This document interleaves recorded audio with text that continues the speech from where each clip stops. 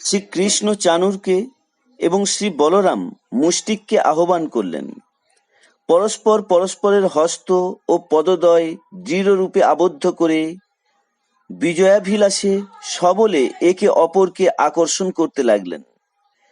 তারা সকলেই নিজ নিজ মুষ্টি দ্বারা অপরের মুষ্টিকে, নিজ জানু দ্বারা প্রতিপক্ষের জানুকে, মস্তকের বিরুদ্ধে মস্তক এবং বক্ষস্থলের দ্বারা বক্ষস্থলকে আঘাত করছিলেন। প্রত্যেক যোদ্ধাই তার প্রতিপক্ষের বিরুদ্ধে পরিভ্রমণ, বিক্ষেপ, পরিরম্ভন, অধক্ষেপ, উৎসম্পন ও অসম্পন ক্রিয়া দ্বারা প্রতিদ্বন্দ্বিতা করছিলেন। জয়ী হওয়ার অত্যন্ত আগ্রহে তারা বলপূর্বক উত্থাপন, উন্নয়ন, চালন এবং স্থাপন দ্বারা তাদের নিজ নিজ দেহের ক্ষতি করছিলেন। উপস্থিত সকল রমণীগণ ওই মল্লযুদ্ধকে সবল ও দুর্বলের অনৈতিক যুদ্ধ বিবেচনা করে অত্যন্ত উদ্বিগ্ন অনুভব করলেন। তারা মল্লস্থলের চারিদিকে দলবদ্ধভাবে সমবেত ছিলেন এবং একে অপরকে বলতে লাগলেন, আহা, কি মহা অধর্মের কর্ম এই রাজ সদস্যরা করছে।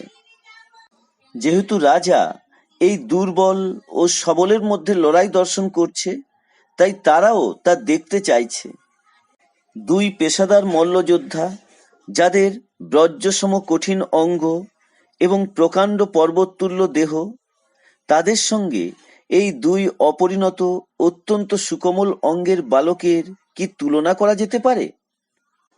এই সমাবেশে ধর্মনীতি নিশ্চয়ই ভঙ্গ করা হয়েছে। যেখানে অধর্ম বৃদ্ধিপ্রাপ্ত হচ্ছে, তেমন স্থানে কারো এক মুহূর্তও থাকা উচিত নয়। বিজ্ঞ ব্যক্তি যদি জানতে পারেন যে সদস্যগণ সেখানে অনৈতিক কর্ম করছে, তবে তেমন সমাবেশে তিনি প্রবেশ করেন না।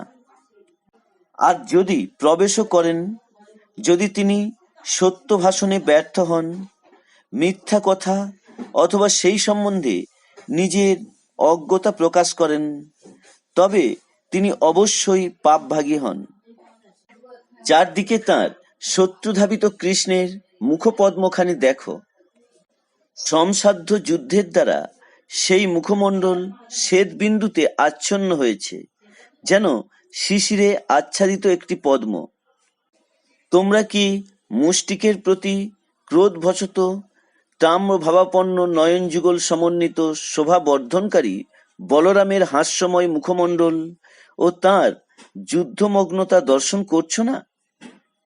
ব্রজভূমি কত না ধন্য, কারণ সেখানে মানব দেহের ছদ্মবেশে আদিপুরুষ পরমেশ্বর ভগবান বিচরণ করেন, তাঁর বহু লীলা আদির প্রকাশ করেন। সেখানে তিনি অপূর্ব বনমালায় শোভিত হন এবং তাঁর পদদ্বয় দেবাদিদেব শিব ও দেবী রমা দ্বারা পূজিত হয়। সেখানে তিনি বলরাম সহযোগে গোচারণ করতে করতে তাঁর বেণুবাদন করেন। আহা, ব্রজ গোপিকারা কি তপস্যা করেছেন! শ্রী ঐশ্বর্য ও যশসমূহের একান্ত আশ্রয়, দুর্লভ শতসিদ্ধ অসমর্থ সমস্ত সৌন্দর্যের সারস্বরূপ এই শ্রীকৃষ্ণের মুখকমলের অমৃত তারা তাদের নয়ন দ্বারা নিরন্তর পান করেন। নারীগণের মধ্যে ব্রজ নারীগণ অত্যন্ত সৌভাগ্য সম্পন্না, কারণ তারা সকল সময়েই কৃষ্ণানুরক্ত চিত্তারূপে দুগ্ধ দহন, শস্য মারায়, মাখন মন্থন, জ্বালানির জন্য গোবর সংগ্রহ, দোলান্দোলন, ক্রন্দনরত শিশুর জন্ম, মাঠে জলসেচন, গৃহমার্জন ইত্যাদি সর্বকর্মে অশ্রুসিক্ত কণ্ঠে অনবরত শ্রীকৃষ্ণের গান করে থাকেন। তাঁদের এই পরম কৃষ্ণ ভাবনা হেতু তারা স্বাভাবিকভাবেই সকল কাঙ্ক্ষিত বস্তু প্রাপ্ত হয়ে থাকেন। প্রভাতে তাঁর গাভীসহ ব্রজ হতে নির্গমনকালে এবং সূর্যাস্তে ব্রজে প্রত্যাবর্তনের সময়ে কৃষ্ণ যখন বেণুবাদন করেন, গোপীগণ তা শ্রবণ করে সত্বর তাদের দর্শন করার জন্য তাদের গৃহ হতে বের হয়ে আসেন। পথে বিচরণকালে তাদের প্রতি কৃষ্ণের সহাস্য কৃপাময় দৃষ্টিপাতযুক্ত মুখমণ্ডল দর্শন করতে সমর্থ এই গোপীগণ নিশ্চয়ই অনেক পূর্ণ কর্ম সম্পাদন করেছিলেন। রমণীগণ এইভাবে বলতে থাকলে যজ্ঞেশ্বর শ্রীকৃষ্ণ তাঁর শত্রুকে বধ করতে মনস্থির করলেন। তাঁদের পিতামাতা দেবকী ও বসুদেব রমণীগণের সভায় বাক্য শ্রবণ করে পুত্র স্নেহে শোকাতুর হয়ে উঠলেন।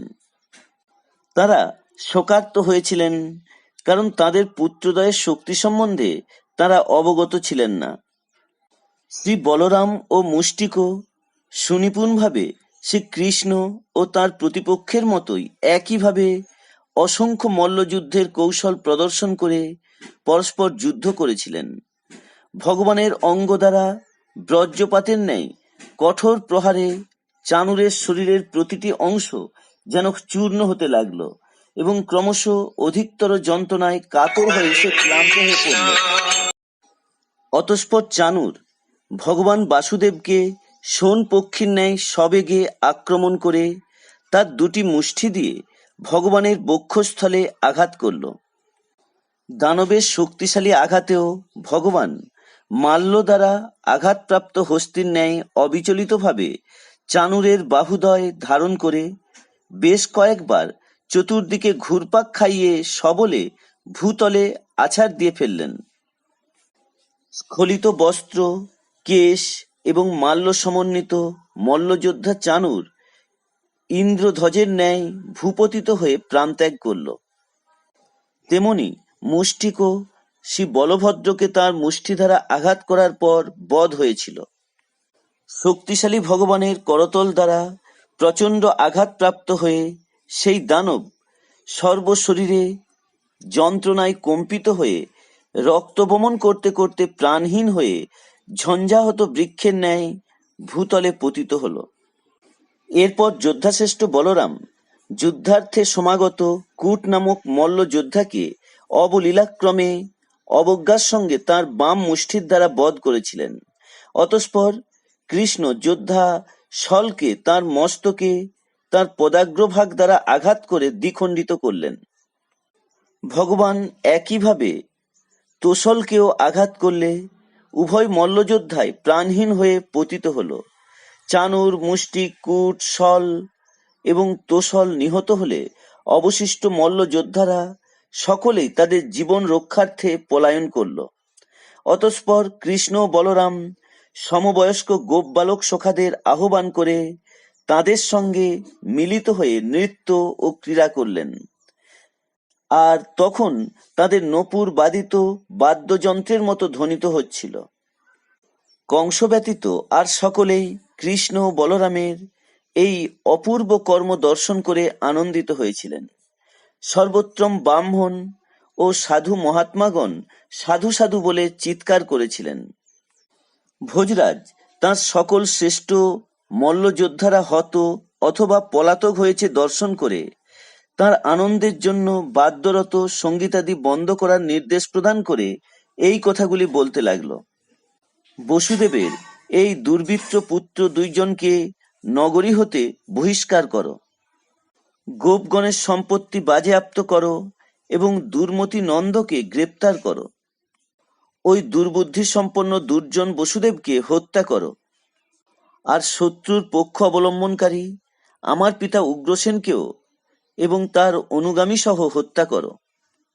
কংস এইভাবে শ্লাঘা প্রকাশ করতে থাকলে অচ্যুত ভগবান কৃষ্ণ অত্যন্ত ক্রুদ্ধ হয়ে দ্রুত এবং সহজেই উচ্চ রাজমঞ্চ পরে লাফ দিয়ে আরোহণ করলেন।